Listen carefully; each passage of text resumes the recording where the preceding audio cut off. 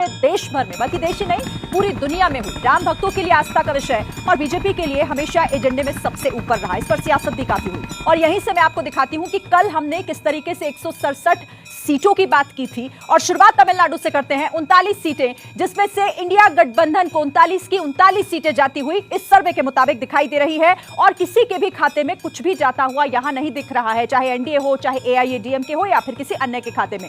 तो यहां clean sweep करता हुआ इंडिया गठबंधन दिखाई दे रहा है। अब जरा केरल की तस्वीर आप देख लीजिए। 20 सीटों का सवाल है और यहां भी 20 की 20 सीटें इंडिया गठबंधन के खाते में जा सकती है। सर्वे के मुताबिक आंकड़ा ये हो सकता है, तस्वीर ऐसी निकलकर सामने आ सकती है। ताजा सर्वे है ये। कर्नाटक का 28 सीटें और 28 में से एनडीए गठबंधन को 23 सीटें मिल सकती हैं और इसी के साथ 5 सीटों के साथ इंडिया गठबंधन को यहां पर संतोष करना पड़ सकता है। अन्य के खाते में कोई सीट जाती नहीं दिख रही है इस सर्वे के मुताबिक। अब अगला राज्य पश्चिम बंगाल, 42 सीटें हैं और 42 सीटों का लेखा जोखा देखिए। यहां कड़ी फाइट बीजेपी और टीएमसी के बीच, कांटे की टक्कर, 20-20 सीटें जा सकती है दोनों के पास। कांग्रेस को 2 सीटें और इसी के साथ सीपीएम का खाता खुलता नहीं दिख रहा है पश्चिम बंगाल में। अब जरा आपको दिखाती हूं इसके साथ ही अगला राज्य जिस पर हमने कल आपके सामने डेटा खोलकर सामने रखा था और बताया था कि आखिर क्या यहां हो सकता है। पंजाब की 13 सीटें, तो पंजाब की 13 सीटों की तस्वीर यहां आपके सामने, जिनमें से 4 सीटों पर आम आदमी पार्टी, बीजेपी 2 सीटों पर जीत दर्ज कर सकती है और इसी के साथ कांग्रेस 7 सीटों के साथ सबसे आगे दिखाई दे रही है। 7 सीटें इन 13 सीटों में से कांग्रेस को मिल सकती है और अकाली दल का तो खाता भी फिलहाल इस बार खुलता नहीं दिख रहा है इस सर्वे के मुताबिक। और कुछ इस तरीके से अब राजस्थान की 25 सीटों की तस्वीर आपके सामने है। 25 सीटें देखिए, 25 की 25 सीटों पर बीजेपी जीत दर्ज कर सकती है। ये ओपिनियन पोल, ये सर्वे ये कहता है कि राजस्थान में क्लीन स्वीप बीजेपी करेगी और इंडिया गठबंधन को सिर्फ और सिर्फ निराशा हाथ लग सकती है। ताजा सर्वे है ये और ये बताता है कि आखिर किस राज्य में क्या है जनता का मूड, जनता सोच क्या रही है और उनके मुताबिक वो किस पर भरोसा कर रहे हैं और किस पर भरोसा नहीं कर पा रहे हैं। अखिलेश। बिल्कुल शिरीन, तो ये दर्शकों को जो आंकड़े हमने दिखा दिए थे, एक तरीके से आप इसे रिकैप कह सकते हैं। सारी चीजें हमने आपको फिर से बता दी हैं। ओपिनियन पोल पार्ट 2 में क्या कुछ खास है, कई ऐसे सवाल हैं जिनके जवाब आपको यकीनन चौंकाएंगे। अलग अलग राज्यों के कुछ नतीजे हम आपको दिखाएंगे कि सर्वे का क्या इशारा है। हम असम की भी बात करने वाले हैं। असम की तस्वीर क्या नजर आने वाली है, वोट शेयर के लिहाज से, सीटों के लिहाज से। प्रधानमंत्री मोदी का जादू क्या अब भी लोगों के सिर चढ़कर बोल रहा है, क्योंकि बीजेपी जो बार बार कह रही है अब की बार 400 पार, वाकई में ऐसा हो जाएगा या कहीं ये अति आत्मविश्वास है? ये तमाम ऐसे सवाल जिनके जवाब हम तलाशने की कोशिश करेंगे इस सर्वे के जरिए। यहां पर तमाम खास मेहमान मेरे साथ जुड़ रहे हैं, राजनीतिक दलों के नुमाइंदे भी मेरे साथ जुड़ेंगे, उनसे भी हम बातचीत करेंगे और असम से जुड़ा जो सर्वे है उसका क्या इशारा है वो अब हम आपको बताने वाले हैं। एक बार फिर से मैं आपको डेटा सेंटर लिए चलता हूं शिरीन के पास। तो 2024 का फाइनल ओपिनियन पोल और 80 वोटर ने असम में क्या सर्वे किया है। पूर्वोत्तर का ये राज्य है और 14 सीटें हैं असम की, तो 14 सीटों में से किसे कितनी सीटें मिलेंगी इसका जिक्र करें। लेकिन सबसे पहले आप जरा वोट प्रतिशत देख लीजिए। यहां पर एनडीए को 52% वोट शेयर जाता हुआ दिख रहा है। इंडिया गठबंधन के खाते में 36% वोट शेयर जा सकता है। एआईयूडीएफ के खाते में 10% वोट शेयर जा सकता है और 2% वोट शेयर अन्य को मिल सकता है। तो ये वोट शेयर असम का इन 14 सीटों का अब ये सीट में किस तरीके से कन्वर्ट होगा ये भी आपको मैं बता देती हूं कि आखिर 14 सीटों में से किसे कितनी सीटें मिल सकती हैं। आपके सामने ये डेटा भी जल्दी से रख देते हैं। तो देखिए 14 सीटों का ये 12 सीटें एनडीए गठबंधन को मिल सकती हैं और इसमें से महज 2 सीटें इंडिया गठबंधन को। एआईयूडीएफ का खाता नहीं खुलेगा, सर्वे यही कह रहा है, और ना ही किसी दूसरे के खाते में कुछ जाएगा। 12 सीटों के साथ यहां बड़ी जीत एनडीए गठबंधन असम में इन 14 सीटों में से दर्ज कर सकता है। अखिलेश। बिल्कुल, और 12 में अपने दर्शकों को मैं बता दूं कि 9 बीजेपी की सीट है और 3 सहयोगियों की सीट है, यानी यहां पर डबल डिजिट में पहुंचती हुई बीजेपी नजर आ रही है। यानी 9 सीटें इन 12 में से बीजेपी जीत रही है और 3 सीटें उनके सहयोगियों के पास। तो आप देखिए यहां पर असम में एनडीए जो है उसकी कितनी बड़ी विजय होती हुई नजर आ रही है इस सर्वे के मुताबिक। अभी वोटिंग होना बाकी है, जनता जनार्दन का क्या फैसला है वो जो नतीजा आएगा तभी समझ पाएंगे आप। लेकिन अभी मूड क्या है, जनता क्या सोच रही है, जो हमने सर्वे किया उसके नतीजे आपके सामने हैं।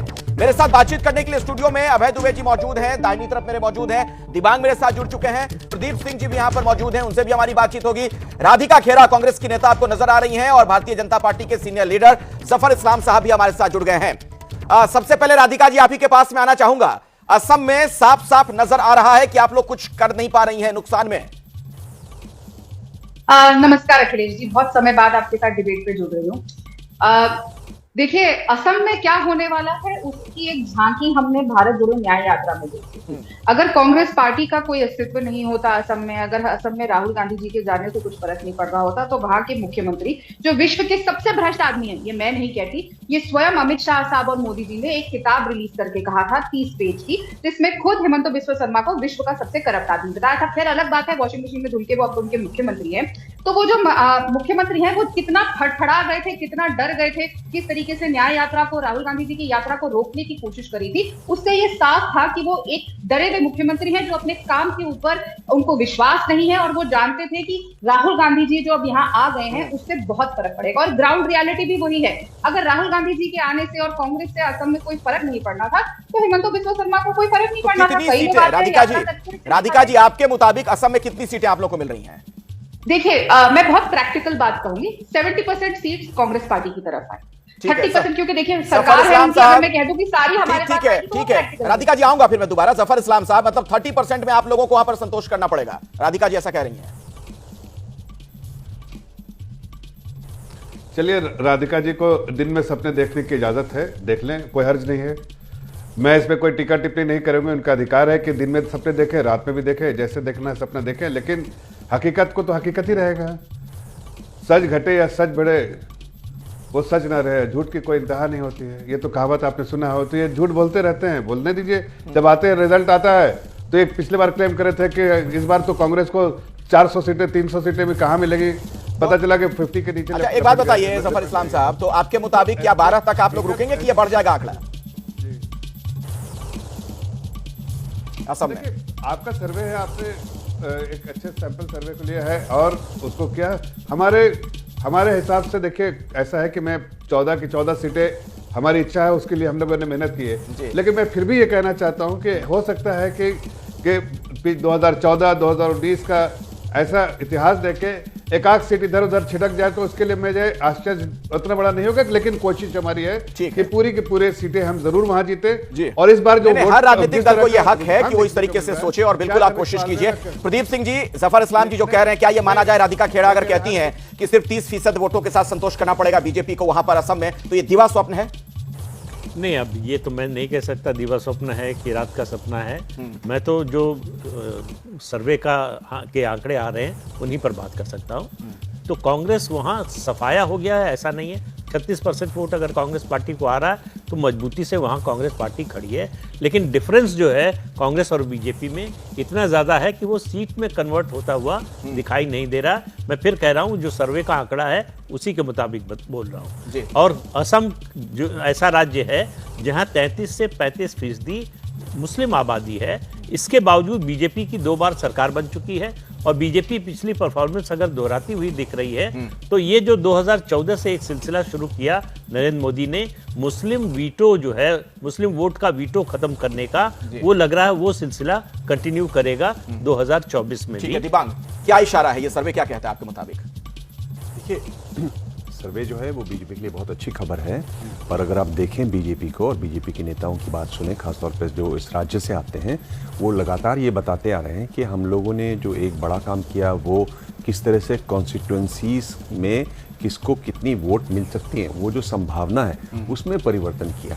तो आप ये पाएंगे कि बहुत सारी कॉन्स्टिट्यूंसी, यानी जो तरुण गोगोई की कॉन्स्टिट्यूंसी थी जहां गौरव गोगोई लड़ते हैं, उसका स्वरूप बिल्कुल बदल गया है। अब कलिया बोर्ड की मैं बात कर रहा हूँ, तो ये एक बड़ा बदलाव हुआ है, एक इंजीनियरिंग एक तरीके से वहाँ पर हुई है, जिसमें डिलिमिटेशन की वजह से, बिल्कुल उस इंजीनियरिंग की वजह से बहुत सारी कॉन्स्टिट्यूंसी का स्वरूप बदला है, और उसमें बहुत सारी उन सीटों पर जहाँ मुस्लिम बाहुल सीटें मानी जाती थी वहाँ ये असर दिखाई दे रहा है। तो ये अगर हम AIUDF को हम बिल्कुल इसमें ख़त्म होता देखते हैं, तो ये मेरे ख्याल से उसी को दिखाता है कि किस तरीके से वो हुआ है। और डिलिमिटेशन में ये भी किया गया है कि जो मुस्लिम बहुल इलाके हैं उनमें से बहुत सी दूसरी कॉन्स्टिट्यूंसी से काट कर उनको जो शेड्यूल कास्ट शेड्यूल ट्राइब के लिए रिजर्व सीट है उसमें शामिल कर दिया। ठीक है, अभय जी, क्या आपको लग रहा है कि ये जो सर्वे का इशारा इसी तरीके से कांग्रेस को इस तरीके से इतना बड़ा नुकसान होने जा रहा है चुनाव में? देखिए, ये तो बिल्कुल सही बात है कि कांग्रेस का असम में लंबे अरसे तक आधार रहा है, अभी भी कांग्रेस की शक्तियां वहां पर हैं। तो पहला काम तो ये है कि जो अल्पसंख्यक वोट है वो वहां पर एकताबद्ध नहीं है, ठीक है, वो वोट बिखर रहा है वहां पर। जिन प्रांतों में एकताबद्ध भी होता है, वहां से उत्तर प्रदेश में, वहां भी भारतीय जनता पार्टी ने इतनी बड़ी हिंदू गोलबंदी कर रखी है कि उसमें मुस्लिम वोट की जो एफिकेसी है, जो प्रभावकारिता है, वो जीरो हो जाती है। वो चुनाव परिणाम पर असर नहीं डालती। उसको प्रदीप जी कह रहे हैं ना कि वीटो, तो मैं उसी कहता हूं प्रभावकारिता, उस पर असर नहीं पड़ती। यहाँ पे दूसरी वजह से है, वो वहां पे वो एक तो परिसीमन की वजह से, और दूसरे जो बिखर रहा है वोट। एक तो कांग्रेस को ये सुनिश्चित करना पड़ेगा अगर भविष्य में कुछ अच्छा परिणाम निकालना है कि ये ना हो। दूसरे, जो हेमंत विश्व शर्मा का जो नेतृत्व है, उस नेतृत्व ने बहुत चतुराई पूर्वक इन्हीं तमाम युक्तियों का सहारा लेकर भारतीय जनता पार्टी के लिए एक बड़ा ही सबल और व्यापक आधार पर तैयार किया। ठीक है, अभय जी बीच में आपको रोक रहा हूं। दरअसल कुछ और डेटा सामने आ चुका है। 2024 का जो ये फाइनल ओपिनियन पोल आप देख रहे हैं, केंद्र शासित प्रदेशों में जनता का क्या मिजाज है, क्या मूड है, समझते हैं। मैं सीधे आपको लिए चलता हूं शिरीन के पास। बिल्कुल अखिलेश, केंद्र शासित प्रदेश 6 प्रदेश है ये, और यहां पर किसके खाते में कौन सा प्रदेश जा रहा है ये आप बताने का वक्त आ गया है। इन 6 केंद्र शासित प्रदेशों की स्थिति भी अपने दर्शकों के सामने हम रख देते हैं कि कहां पर इस सर्वे के मुताबिक कौन जीत सकता है और वहां से वो चुनकर इस संसद भवन में भेजा जा सकता है। तो आपके सामने ये 6 केंद्र शासित प्रदेश, अंडमान जहां पर एनडीए को जीत मिल सकती है, चंडीगढ़ आप देख रहे हैं एनडीए जीत सकता है, और इसी के साथ दादर नगर हवेली में भी एनडीए को जीत मिल सकती है, दमन दीव में एनडीए जीत सकता है। अब लक्षद्वीप में इंडिया गठबंधन के खाते में लक्षद्वीप की सीट जा सकती है, और पुदुचेरी यहां भी इंडिया गठबंधन जीत सकता है। यानी कि इन 6 केंद्र शासित प्रदेशों में से 4 पर एनडीए का कब्जा हो सकता है और 2 जो हैं वो इंडिया गठबंधन को मिल सकते हैं। तो 2024 का ये फाइनल ओपिनियन पोल, और इसमें केंद्र शासित प्रदेशों की ये स्थिति निकलकर सामने आई है। अखिलेश, और अब हम आगे गोवा की भी बात करने वाले हैं कि वहां पर जनता का मूड क्या है, लोग क्या सोच रहे हैं। अभी जो सर्वे किया गया 80 वोटर की ओर से, उसका क्या इशारा है ये हम समझेंगे। आइए मैं आपको डेटा सेंटर लिए चलता हूं मेरी सहयोगी शिरीन के पास। बिल्कुल अखिलेश, देखिए गोवा की 2 सीटें हैं, लेकिन उससे पहले मेरे पीछे आप ये देख लीजिए दूधसागर वाटरफॉल, जिसे देश का 5वां सबसे बड़ा वाटरफॉल भी कहा जाता है, पर्यटकों के लिए विशेष आकर्षण का केंद्र रहता है। और सबसे दिलचस्प बात यह है कि 2 राज्यों को जोड़ने का काम भी करता है। बहरहाल अब देखिए इन 2 सीटों में सबसे पहले वोट शेयर की बात कर लेते हैं। तो एनडीए गठबंधन को 46% वोट शेयर जा सकता है, सर्वे ये कहता है। और ये तस्वीर गोवा की है, गोवा जहां पर 2 सीटें हैं, लेकिन ये सीट बहुत दिलचस्प है। आप जरा सीटें देख लेते हैं कि इन 2 सीटों में से किसे कितनी सीटें मिल सकती हैं, दोनों किसी एक के खाते में जा रही है या फिर एक-एक सीट जा रही है। आपके सामने वो भी तस्वीर सामने रख देते हैं। गोवा को लेकर आखिर जनता का मूड क्या है, आखिर जनता क्या कह रही है कि गोवा में इस फाइनल ओपिनियन पोल में ये देखिए इंडिया गठबंधन और एनडीए दोनों को एक-एक सीट मिलती दिख रही है। 2 सीटों का ये पूरा जो सर्वे में निकलकर सामने आया है, एक सीट एनडीए गठबंधन और दूसरी सीट इंडिया गठबंधन को मिल सकती है। तो गोवा का ये फाइनल ओपिनियन पोल। अखिलेश, बिल्कुल, इस पर भी बातचीत करते हैं अपने मेहमानों के साथ। यहां पर मुकाबला राधिका जी टाई होता हुआ नजर आ रहा है, आपके लिए थोड़ी राहत वाली बात है। देखिए टाई नहीं, गोवा से भी दोनों सीटें हमारे गठबंधन के पास ही आएंगी, क्योंकि देखिए चाहे सत्यपाल मलिक जी हो, उन्होंने साफ तौर से बता दिया था कि किस तरीके से गोवा में उनकी सरकार और मुख्यमंत्री भ्रष्ट है, तो जनता भी समझ रही है। और जिस तरीके से गोवा में हालात हो रहे हैं, जिस तरीके से क्राइम इतना बढ़ रहा है, जिस तरीके से और भी चीजें सामने आ रही है, तो गोवा का इंसान और टूरिज्म बढ़ नहीं पा रहा अच्छे से, तो इन सब चीजों से गोवा के लोग त्रस्त है। और पूरे देश भर में नौकरियों को लेकर, महंगाई को लेकर, बढ़ती बेरोजगारी को लेकर सब परेशान है। और इस बारे में चर्चा भारतीय जनता पार्टी बिल्कुल नहीं करती है। उनके मैनिफेस्टो में जो उनका संकल्प पत्र था, जुमला पत्र था, उसमें कहीं नाम नहीं था कि नई नौकरियों को और जो 2 करोड़ रोजगार साल में देने का 20 करोड़ जो अभी बकाया है, उसके बारे में चर्चा नहीं थी। किसानों के बारे में चर्चा नहीं थी। महिलाओं को क्या कैसे आगे बढ़ाया जाएगा उसके बारे में चर्चा नहीं थी। नई नौकरियां, युवा, किसी के बारे में चर्चा नहीं थी। और महंगाई, अगर आप भी जानते हैं, आप तो देश भर घूम रहे हैं, मैं देखती रहती हूँ आपका प्रोग्राम, तो महंगाई सबसे अहम मुद्दा है जब आप आम जनता से बात करें। और उससे राहत कैसे मिलेगी, इसके ऊपर कोई चर्चा नहीं है, उसके ऊपर कोई प्लानिंग नहीं है। संकल्प पत्र आया, बढ़िया फोटो आई मोदी जी की, पर उससे मैं जवाब लेता हूं जफर इस्लाम साहब से। जफर इस्लाम साहब, ये सर्वे तो कह रहा है कि गोवा में मुकाबला टाई हो रहा है 1-1, लेकिन राधिका जी का कहना है कि 2-0 से जीत रही है गोवा में ये मुकाबला। वो देखिए, मैंने पहले भी कहा कि ये गोवा एक ऐसा स्टेट है जहां पर 2014 में हमने दोनों सीटें जीती थी और 2019 में 1 सीटें वो जीते थे, 1 सीटें हमने जीती थी। लेकिन जो वोट परसेंटेज है वो बहुत ज़्यादा हमारे फेवर में था। इस बार भी देखिए वैसे ही रहेगा। और मुझे लगता है कि जो थोड़ी सी कसर रह गई होगी 2019 में, उसको इस बार पूरे तौर से ठीक कर देंगे मुकम्मल तौर से, और हम दोनों सीटें जीतने में कामयाब हो गए। इसलिए कि छोटे से मार्जिन से हम हारे थे जरूर एक सीट, लेकिन हमने पूरी कोशिश की है कि वो जो कमी थी उसकी भरपाई की जाए। और इस बार आपको भी जिस तरह से आशीर्वाद साहब, दोनों, इसका मतलब आपको भी लग रहा है कि आप दोनों सीटें जीत लेंगे, जैसे राधिका जी को लग रहा है? जी बिल्कुल ऐसा लग रहा है। और इतिहास को अगर आप खंगालिए तो आपको दिखता भी है कि हमने 2 सीटें जीती हैं वहां पर 2014 में, और 2019 से बहुत कम मार्जिन से 1 सीट हमारे थे। ओवरऑल जो है इंडिया के फेवर में माहौल है, और इंडिया के फेवर में माहौल, बीजेपी के फेवर में माहौल है। एक्सपर्ट से बात करना चाहूंगा तो हमारे साथ स्टूडियो में मौजूद हैं दिबांग। 46% और 45% वोट शेयर नजर आ रहा है इस सर्वे के मुताबिक।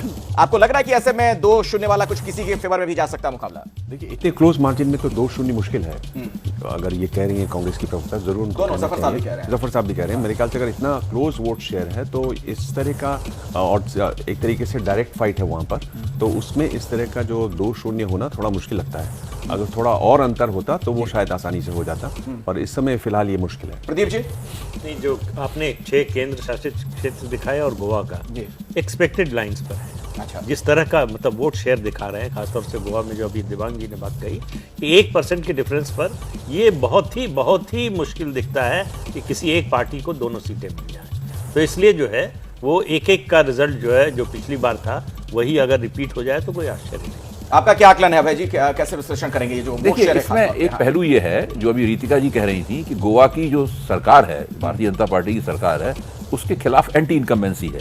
उनका तर्क ये है। राधिका जी, हाँ, तो मैं आमतौर पर ये जानना चाहता हूं कि अगर राज्य सरकार के खिलाफ एंटी इनकम्बेंसी है, भले ही वो केंद्र सरकार की, बीजेपी की वहां सरकार हो, या मान लीजिए कांग्रेस की सरकार हो, तो वो लोकसभा चुनाव पे उसका कितना असर पड़ता है, ये अपने आप में एक विचार का विषय हो सकता है। इसमें केवल पूरे जो आपने आंकड़े दिखाए हैं और जो परिस्थिति है, उसमें केवल यही एक बात विचारने की बात रह जाती है। बाकी तो जो अपने साथियों ने कहा, मैं उससे सहमत हूं, उसका कोई असर पड़ता है या नहीं पड़ता है। ठीक है, तो ये जो ओपिनियन पोल है, इसके कुछ और डेटा भी दर्शकों के सामने आगे हम रखने वाले हैं, और यकीन मानिए बार बार जो मैं आपसे कह रहा हूं, कुछ ऐसे आंकड़े भी सामने आ रहे हैं जो आपको बहुत ज्यादा चौंकाएंगे, उस पर भी हम बातचीत करेंगे।